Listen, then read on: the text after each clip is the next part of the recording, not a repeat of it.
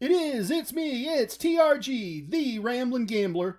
Casino gambling is my side hustle, and this is my Casino Kombat podcast. On this podcast, we spell things with a K. Hopefully you know the drill by this point. Here we go.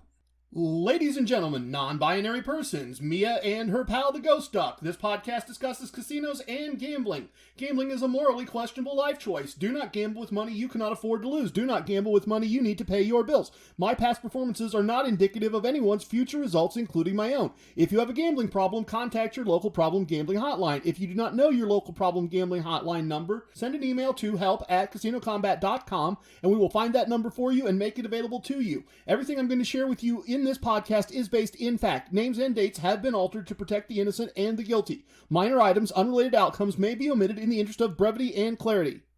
All right, episode 16. Who would have thought? Today I have a question segment with a great question from Zach. In the core concepts segment, I realized I have not talked enough about the extreme couponing? Extreme couponing? Extreme casinoing? Yes, extreme casinoing. I think I like that. Just invented a word. So I'll talk today about some ways you should use your player's card to reduce casino costs and to make some extra money. T-Rex and Billy with the great last name pointed out this week that I've been missing an opportunity to use a casino wisdom properly, so I will revisit a past casino wisdom and talk about what I learned from them. I did a fair amount of traveling this week, so I'm going to quickly go over the where's, why's, and results and summarize the final results for the month. It's been 4 months, everybody. I'm pretty sure that with the free stuff, we had a win. But did we have a win-win? We're going to find out. In the VIP lounge, I'm going to talk about a useful but admittedly ethically questionable blackjack technique I've developed. And after I share that, you can decide if you want to use it or not. Before I get us started on all that, I want to tell you about some additional content. Billy with the great last name has been working overtime on the Casino Kombat YouTube channel. Last week, we launched a playlist called Casino Kombat Boot Camp. In case it isn't obvious, we spelled boot camp with a K. Because of course we did. Boot camp is not recycled content. It is new content unique to the YouTube channel. The idea of boot camp is short, targeted monologues about just the gambling techniques of Casino Kombat. So I've cut back on the jokes and the stories and just focused on teaching the Casino Kombat core concepts in small pieces. If you want a refresher for the core concepts, or you thought the material was covered too quickly as part of the podcast, search for Casino Kombat, spelled with a K, on YouTube. First up, Zach's question. What? So Zach says, "Hey TRG, I've listened to every podcast and I'm intrigued by your betting system. I've counted cards in the past and can count cards, but there are a few casinos near me and I don't want to get burnt and would love to take advantage of the comps. Now I don't want to necessarily ask your every detail, although, like you say, if I don't ask, I'll never know. But just curious, if you could elaborate in more detail how it all works. Now say you have a base bet of 15, you win a hand, bet 15 again, you win again, that bet jumps to say 25 to make things easy. If you keep winning, does the bet keep increasing? Or do you have a top bet? Say like 60 would be the top bet. And now the reversal of that would be to martingale. But does that happen on the first loss of the base bet or the second? And you try and martingale 3 times and then out? Sorry if I'm being probish, but really like the content and want to keep hearing more. Figured I'd try and ask a little about it and give it a shot. So first of all, thank you. I'm flattered to hear you've been listening, and I truly appreciate the compliments. I also agree that counting cards at a property you need access to can burn the property permanently. This is one of the reasons I mostly stopped counting cards unless I'm somewhere I don't expect to be back to. With regards to TRG Wagering Strategy 1, I start to increase my wager on the progressive side after 2 wins. And ideally, I like to go up by half of my original wager size. So in your example of starting at $15, I'd like to go up to $22.50. In reality, I often don't bother with the hassle of the extra $2.50. I go up after the second win in a row from 15 to 20 and keep adding 5 after each win. But you could also take the bet after the third win up from 20 to 30, which is the same as adding $7.50 twice. Regardless, I'd stop this progression after reaching $45. In fact, if I won that $45 bet, I'd probably flat bet at 40 until I lost a hand. The thing I don't want is I don't want to have multiple splits and doubles that put the entire session or bankroll in danger by just continuing to press. A long streak of wins or losses can happen, but 6 wins in a row is a solid run, and I hate wiping out all that winning with doubling and splitting a bet that is too big for the bankroll that I started with. On the losing side of things in this strategy, my suggestion is that after the first loss, in this case $15, the next bet should be $30. And if I didn't win that, my next bet would be $65. Again, ideally $67.50, but it doesn't matter enough from what I see to worry about it. If I lost that one, I'd be done, at least for that table. Or I might, if things had generally been going well and I'd have a win no matter what, I might make one last, which is to say fourth bet of $45, which is a 3-unit bet. If you win that, you have most of your money back from the sequence. Not all of it, and not a profit, but most of it. And you can start over with your $15 bet. A last note on this. I'd use these numbers regardless of how much I lost on the hands. As an example, if on the second $30 bet on the regressive side, so on that second $30 bet, if I needed to split or double or both, and I lost all of those bets, the next bet would still be 65, not 90 or not doubling everything that was lost plus 50% or anything like that. I stay within the progression, once again, just to keep it from getting out of hand on me, because it can. I hope that helped. I hope it's useful in building your casino combat side hustle. Coming right up, this episode's core concepts.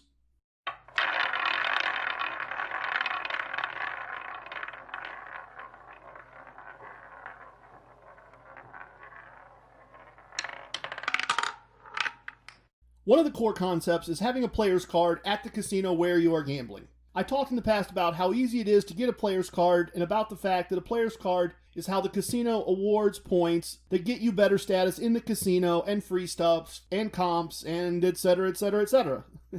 Player's cards also factor into the extreme casinoing, there's that new word again, I really like that, aspect of casino combat, in both small ways and large ways. Let me give you some examples. This is common to many casinos across North America, and I'll use my local casino as an example. The price board for dinner at the buffet is listed as follows. Non-members, which is anyone without a player's card, $29.99. Tier 1. They call it something else, but to keep things simple, Tier 1 is where everyone starts the moment they get a card. $26.99. You reach Tier 2 by earning 1,000 tier credits while gambling, or tier points if you want to call them tier points. And then the dinner buffet costs $21.99. Tier 3 is achieved by earning 100,000 tier credits, or tier points, and the price drops further to $16.99. If you earn 300,000 tier credits, the price drops to $11.99. Yes, the price drops by $18, by more than 50%, if you're at the top of the tier system. But notice that you saved $3, 10%, just for having a card and earning no points. This is true other places as well. It always stands out to me when I'm in Atlantic City. In many of the casino restaurants, items have two prices. A price if you have a reward card, and a higher price if you don't. And then there is a bonus. You can use reward points instead of cash to pay for your meal. But if you pay cash, not only do you save money by showing your player's card, you also earn points for the amount of money you spent. So you lower or eliminate the cost of either the meal or the next meal by using your player's card. Let me take a minute and talk about tier points versus reward points. First, not every casino system uses both kinds of points, but many of them do. And then the next thing to understand is that sometimes they are referred to by other names. Tier credits, tier points, my cash, player cash instead of reward points. But if you understand the basic idea here, you'll be able to sort it out pretty quickly. Regardless of how they describe it, the idea is the same. A player's tier points start at 0 when they get their card. And usually once a year, sometimes twice in a really horrible system, yes, I'm looking at you, local casino, the tier points reset to 0. A player's tier points determine what level of benefits they receive from the casino. The price of the buffet decreasing as you advance in the tier system is an excellent example, but there are many others. Tier points only go up, never down, until they are reset to 0 on a schedule set by the casino. Reward points are an entirely separate number. They generally go up when you are awarded tier points. But they can also go up as a result of a casino promotion. Maybe you swipe your card and you get so many free points.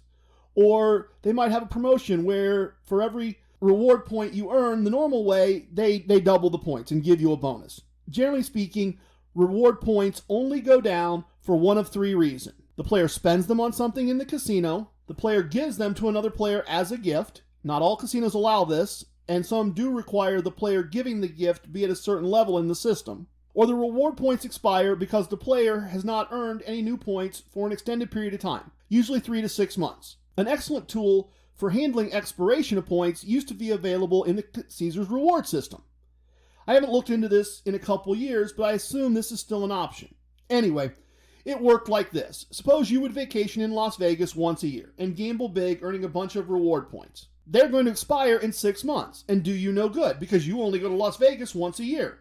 So what you would do is this. Every 3 or 4 months, you'd go to the Caesars website and you'd purchase a $20 gas card and have it mailed to your home. The $20 purchase from Caesars would earn you 1 tier point. And since you earned 1 tier point, the months before your reward points would expire would reset to 6 more months. So you spent $20. When you put gas in your car, you got $20 in value, and all your reward points are still available to spend on food or hotel rooms or whatever when you return to Las Vegas for your next visit. And since we're talking about reward points, in many reward systems, you can also use them to purchase things outside the casino. My local casino's reward system, you can have a host turn points into a coupon to be used at major downtown restaurants or tickets to professional sporting events or concerts. Pre-pandemic, Gabriel used to do this all the time. He'd wait until he had built up a bunch of reward points and then use them to get tickets to a major concert when it was announced. Remember that initial example of the price of the buffet going down based on your tier level? Well, locally, we have a variety of companies that do the same thing with their prices. You can cut the price of a car wash in half by showing your Tier 4 card from the casino. Heck, for a while, you could significantly reduce the price of a luxury car lease by having the right player's card. Let me give you a couple of additional examples that are generally available in any casino, and then we will wrap up this core concept segment. In most casino gift shops, you can spend reward points on the items that are for sale, which is fine for buying sunglasses or a gift for your niece when you're on vacation. But my local casino gift shop, and many others, also offers high-end items, expensive electronics, designer handbags, and so sometimes if my reward points balance is getting a little too big, I'll buy something expensive and then sell it online at a discount. I just turned reward points into cash. Extreme casinoing indeed, I guess. Yeah, I'm a little too in love with that word. Let me show you one more of these. I just suggested this to Gabriel the other day, as a matter of fact, because his reward point balance is really, really uncomfortably high in my mind, and sports events and concerts are not really an option right now. Most casino reward systems allow you to turn reward points into slot play. Now, the conversion rate is often lousy, but you can, for example, take $200 in imaginary reward cash that you don't really need for anything and turn it into $120 in free slot play. And I've showed you that using TRG slot strategy number 1, you can turn that into real money, not imaginary money. And you can carry that money right out of the casino with you. So there you go. A long overdue review of just some of the ways that you can use casino reward systems for fun and profit, and a variety of ways to do extreme casinoing. It's time for Casino Wisdom.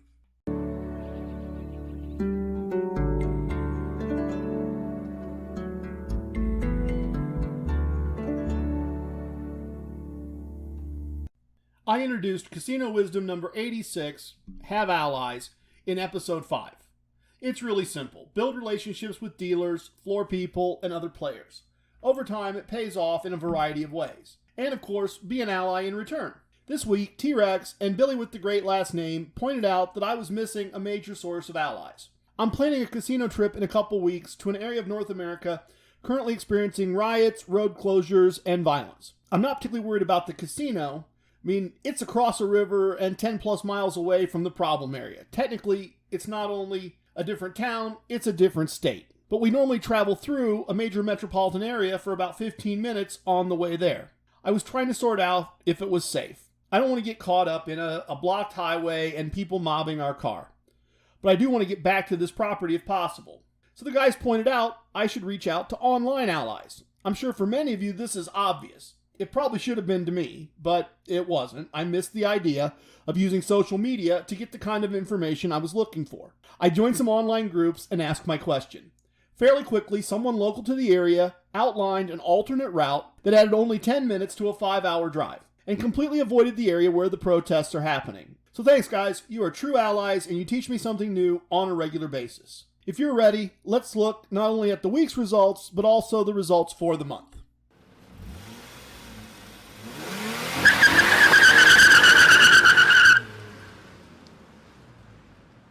Well, what were we up to this week? After getting some work out of the way Monday morning, I stopped at my local casino to pick up some luggage and a mostly worthless $10 free bet. I say worthless because the minimum at any table is $25. They generally only have 9 to 12 seats of 3 to 2 blackjack available. So if I can't get a seat, I can't just do my normal thing of playing the free bet on black at roulette on my way out. But the other reason for this trip was to catch up with Gabriel and his uncle since they were going to be playing craps.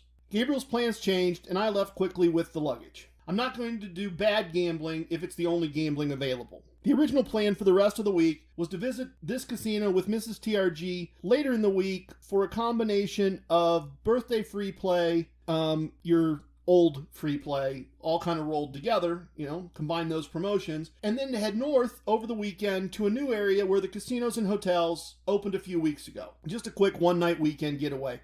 There's a My Choice property there that I want to get started with. We did pick up a few dollars on the free play at the local casino, but the blackjack playing conditions remain difficult, and I'm being kind to call it difficult. And unfortunately, the rest of the plan quickly got derailed. A few weeks ago, we talked about Casino Wisdom number 63, plan around your promotions. Well, as I went through mine to clean out old items that were expired, I realized that I had an entire stack of postcards for free play at Casino 2. In that first casino cluster that I created way back in, I think it was episode 3 or something like that. And I also had 2 postcards for the small slot parlor on the drive over. Now, none of these in this whole stack were worth the drive, just by themselves. It was $10 for this set of days and $5 for a different set of days. But on Thursday last week, all the planets aligned. All of those postcards were valid. Some were just starting to be valid. Some were getting ready to expire. In total, I had 110 in free play. I had a $40 free table bet and a room comp. So, with Mrs. TRG's blessing, I finished work after lunch on Thursday and headed off. Now, a few weeks ago, I stopped at this slot parlor on the way for just a small amount of free play. I applied TRG Slot Strategy 1, and the result was just a trivial amount of money.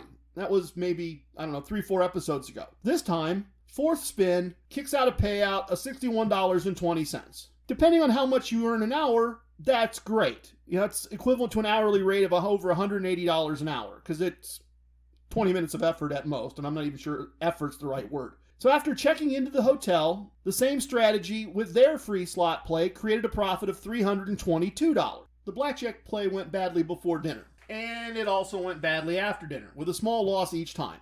And I was in the room and in bed very early.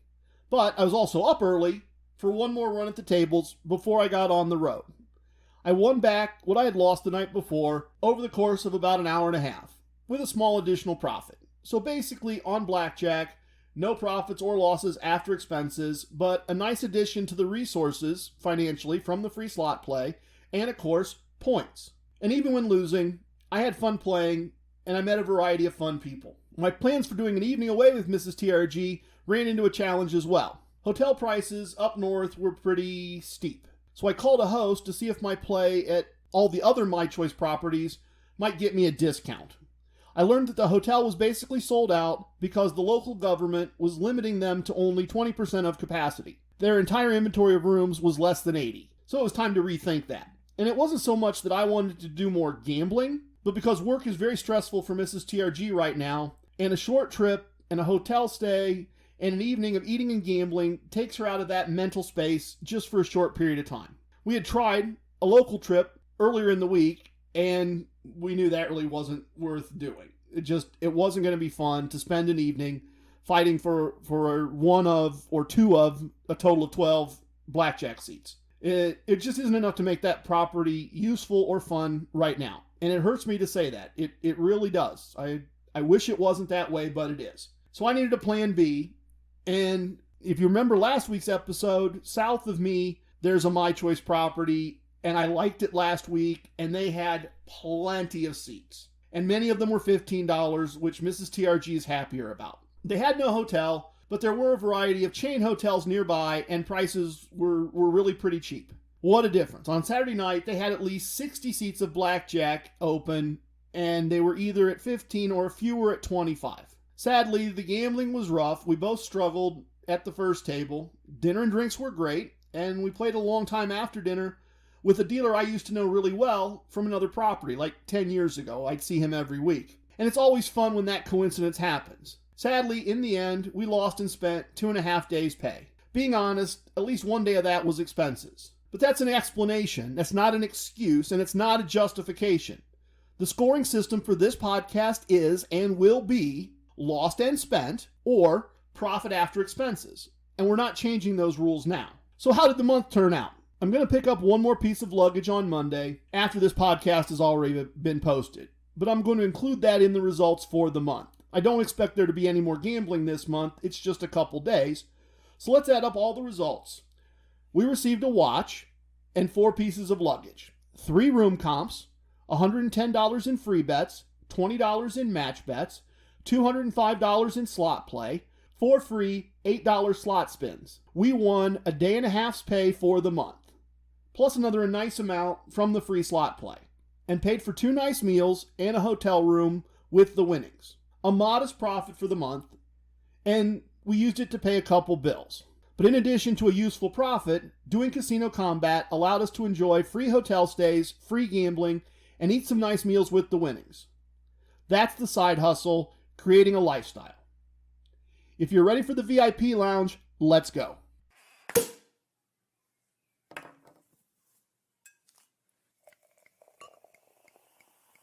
Oh, a little bit of the bubbly.